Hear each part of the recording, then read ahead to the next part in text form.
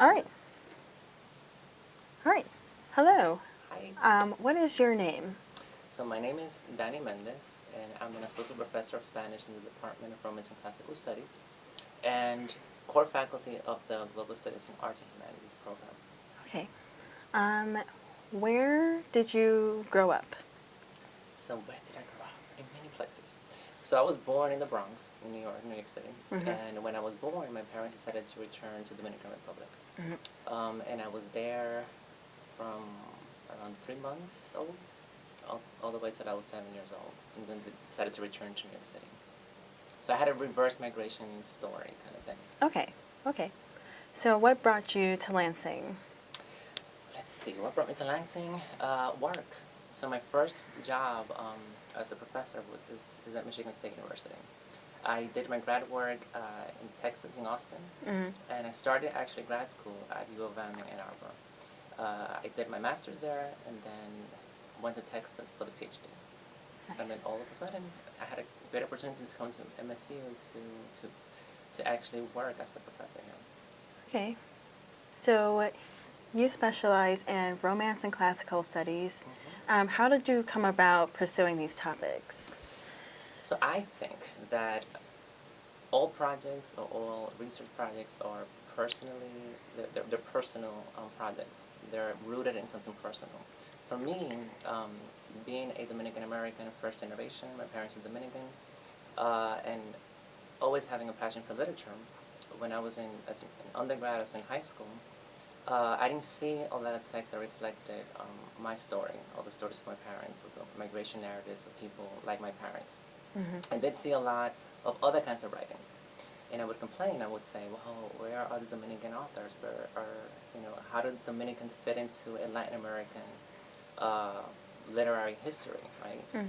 And after complaining for many years, I went to grad school, and I decided, as opposed to complaining, let me investigate this and actually bring it into a research project. And that's how it became something that I have been working on. Nice.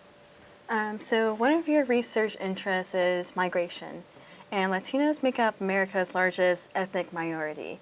So when did Latinos first arrive in the United States? So that's a really interesting question, and it's hard to answer for me as a literary studies person. So the way I approach history is always by way of literature. So my initial reaction to that question would be, well, the first Latinos and the first Latinos would be Mexicans, but then we have to complicate that a bit more, because then that's subscribing to the idea that Mexicans are immigrants when for a long time the territory that is now considered California, parts of the West, were actually territory of Mexico. So it complicates a little bit of that notion of who the first Latinos. Okay. So what is the difference between Hispanic and Latino? That is a question that I always get in my global studies classes, or whenever I teach Gino Diaz or Julia Alvarez or any of those kinds of authors. So in very general terms, Hispanic refers to a language, to Spanish-speaking communities. So a Hispanic would be considered a person from Spain or a person from Latin America in a region that predominantly speaks Spanish. So it's more language-based. Latin America or Latino is more geographically located. And it encapsulates any person of origin of Latin America. That might be a person that doesn't speak Spanish, like Brazilians, or people from Belize, or could be considered Latinos. So, for example, a person from Spain wouldn't necessarily be a Latino. And a Brazilian wouldn't necessarily be a Hispanic just because of the ways that the terms are defined. So, in a sense, they're very general terms that don't really tell you the whole story of a group of people. So should Latino be considered a race rather than ethnicity? I don't think so. I don't Okay. think so, because I think it's something that happens often in the United States, that we tend to to conflate ethnicity and race. Mhm. For example, when you're asked what are you, we immediately say, well, I'm Latino, or I'm black, or but there's a lot more to it. Mhm. When you ask the same questions to a person from Latin America, for example, the response is always one that is rooted in ethnicity. So if you were to ask a Dominican person, what are you? The response would immediately be Dominican. And the Dominican is more rooted in an ethnic categorization. If you want a racial response, then you tend to ask follow-up questions, and then you get to a more race-based instruction, right? So what we do in the United States, I think, tends to conflate both terms in ways that I think a little complicated at times. Mhm. And when I'm teaching these differences in my classes, I always bring the example of an African American, of label, right? Mhm. So immediately when we think of an African American person, we think black, right? But African American can also include a person from South Africa that racially might not be black, they might be white. Mhm. So when we say African American, we are already thinking in very specific ways. Yes.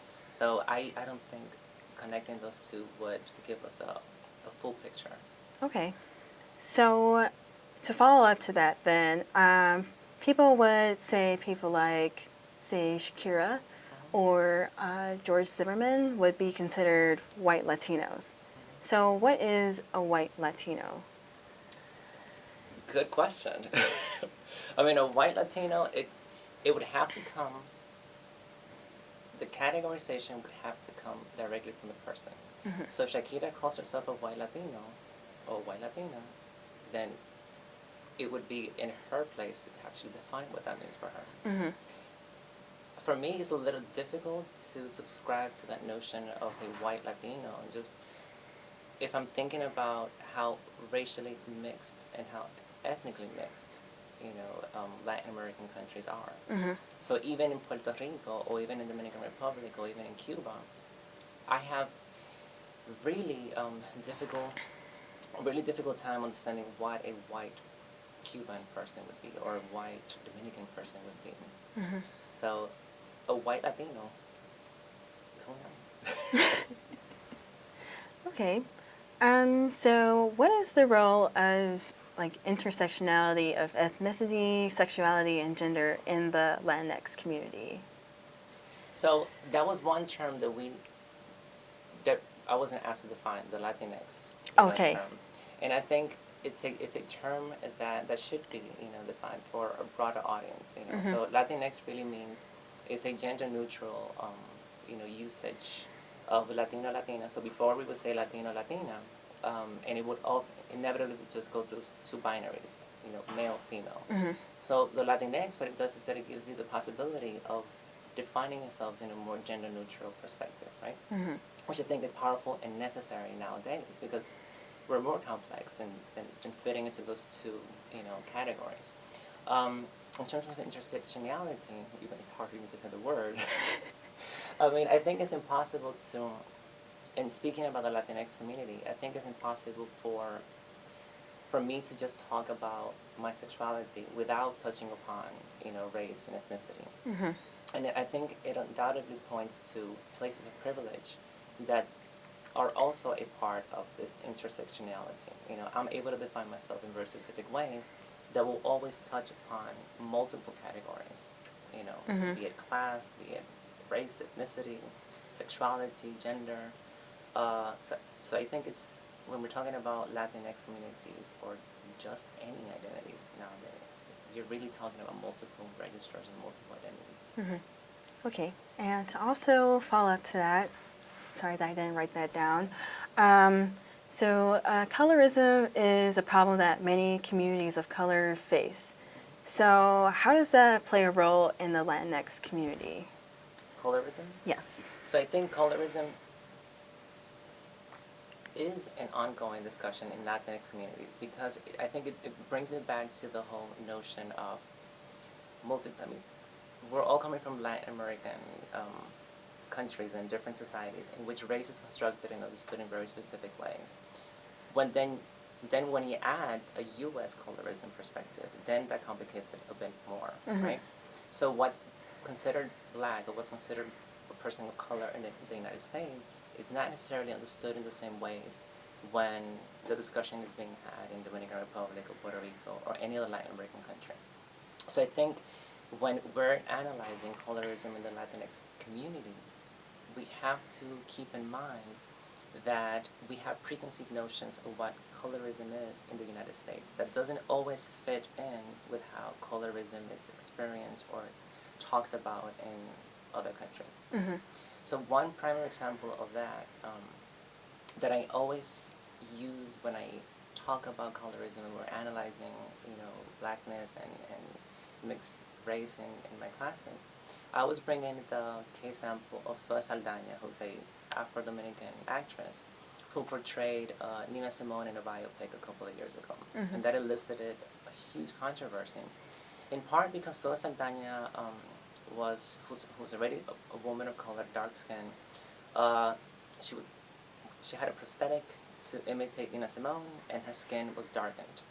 So that brought into discussion allegations that she was going into blackface, and other groups were indicating, well, why isn't African American woman portraying Nina Simone? Why is it this light-skinned Latina?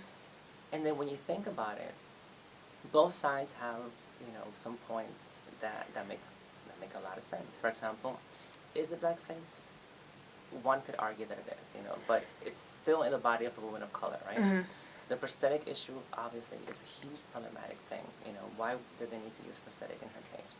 But then when we talk about Zoe Saldaña as being a light-skinned Latina, and then the way that the United States views her in the media, then there is a huge disconnect, because she's seen as a woman of color that is dark-skinned, So the Nina Simone issue and the Zoe Saldaña issue also brings into play that whole colorism perspective, or debates that are still ongoing.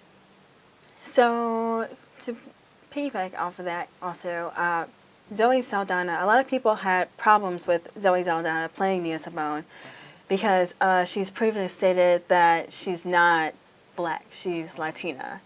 So how would you feel about that statement and her playing that role of Nina Simone too? Well, I think I think that was the thing that caused me the most hesitation in terms of her interpreting the role. I don't think in this particular case, I don't think she educated herself enough into what Nina Simone means, civil rights, and for race and discussions of race and politics, stemming from the 60s all the way to today. I think that's why Nina Simone is so important. In terms of how Zoe Saldaña classifies herself, if I recall, she said that she doesn't see race, that she doesn't define herself in racial terms, that she's a Latina. So it's a very strategic way of not delving or not engaging with, that's the way that I saw it, not engaging into the different binaries in which a person of color like Zoe Saldaña is placed. Because I think in that particular case she was going for neutral, and I think that's kind of impossible. Yeah. Well, it is hard to please everybody. Exactly. But yes. So moving on to just about your experience here in the Lansing community. How do you find community here in the greater Lansing area? Community. Define community. I feel like community would be just like people that you can turn to, that you guys have shared experiences with, that you can relate to the most. Like, for example, how I find community here at Michigan State is with the black community, because my sister is involved with the Black Student Alliance, and there are many different events just for just to find solidarity and more of a safe space within the MSU community. So that is how I would define it. So in terms of the communities that I have found over the years, it wasn't easy. The first, I've been at MSU for 10 years now. And coming to MSU 10 years ago, and it was my first job, I looked relatively young. trying to get the respect from my students and showing them that I did know my stuff and that I could teach these topics was a little difficult. So in terms of finding community, the first few years it was a little difficult within MSU. Mm-hmm. 3 years later, 4 years later, I began to become more engaged with the outside MSU communities. For example, it became evident for me that I had to actively pursue issues that were important to me and that are important to me. Mm-hmm. It's very important to me to find spaces in which I can explore and I can help people of color that are LGBTQ. So there are many organizations on campus, but I wanted to delve into the outside MSU areas to see what is out there that I can that I can help in. And one of those places was this Michigan Pride, and I have been involved in numerous ways in Michigan Pride. Also the Lansing Area AIDS Network, Mm-hmm. which is based in Lansing, and also the Suits in the City organization, which is a professional once-a-month social gathering with people of color and that are professional LGBT people in the community. So those are some of the ways that I have been able to find a community. Mm-hmm. Things that call to me that are issues that I'm passionate about, and also it's also become evident the last year, particularly the last few months, with what's happened with Hurricane Maria and the lack of attention from the current administration with Puerto Rico. Mm-hmm. It's become quite evident to me that it's not just pursuing communities that are like me or that have something in relation to me. It became evident to me that I have to pursue also communities in which I might not see myself completely in alliance with, or that I don't know very well, and see how I can also fit in there. Mm-hmm. Which is difficult. I mean, it's easy to say, but it's actually very difficult to do, right? But I think it takes a lot of focus. Mm-hmm. If there's an issue that you want to get informed about, then you have to gravitate to those communities that are there. Yeah, I agree. So, what do you love about being Latinx? What is your favorite thing? What do I love about being Latinx? I love the fact that I can speak from multiple places. I can speak from my perspective as a Dominican American. I can speak from a perspective of being Latinx, filtered by a gay identity as well. So I love my culture. I love what I can bring to any conversation. Okay, sounds good. So that is the conclusion to our interview. That was fast. So we would like to thank you for participating in our History Harvest. Your contribution is awesome. Thank you. And yes, so our History Harvest will be like a place for people to look to for Latinx history in Lansing. So thank you so much for contributing to that. Well, let me know if you need anything else, if there's any other questions that you guys need answered. Okay, I will. I'm always around, so. Okay.